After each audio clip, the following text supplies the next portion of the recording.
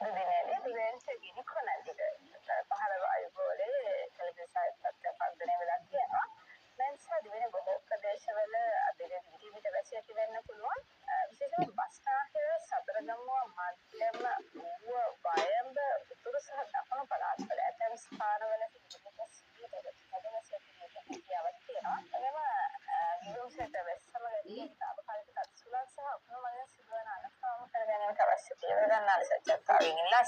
දිවෙනවතාවන මොහොත ප්‍රදේශ සැලකීමේදී දිවෙත ගිනිකොන දෙසින් පහළ වායු ගෝලයේ කලබල සහිත තත්ත්වයක් වර්ධනය වෙලා තියෙන නිසා ගිනිකොන දිග මොහොත ප්‍රදේශවලදී සහ නාවික කටයුතු වල ඉදිරි ප්‍රජාවගෙන් ඉල්ලා සිටින ඉදිරි අවධානය යොමු කරන ලෙස වැසි තත්ත්වය සැලකීමේදී ගාල්ල සිට මාතර සහ අමතර හරහා පොතුවේල දක්වා වෙනට ඔබ්බෙන් වන මොහොත ප්‍රදේශවල වෙටීමේට වැසි ඇති වෙනවා. දිවෙනවතාවන අනිකුත් මොහොත ප්‍රදේශවල තැනින් තැන වැසි යොමු සහිත වැසි ඇතිවීමේ හැකියාවක් තියෙනවා. සුළං නිර්දේශින් හෝ නිශ්චිත දිශාවකින් තොරව හමනාත සුළං වේගය පැය කිලෝමීටර් 25 35 අතර අගයක පවතින්නේ. නමුත් ගාල්ල සිට මාතර සහ හම්බන්තොට හරහා පොතුවේල දක්වා වෙනට ඔබ්බෙන් වන මොහොත ප්‍රදේශවල සුළං වේගය විටින් විට පැය කිලෝමීටර් 50 පමණ දක්වා වැඩි වීමේ හැකියාවක් තියෙනවා.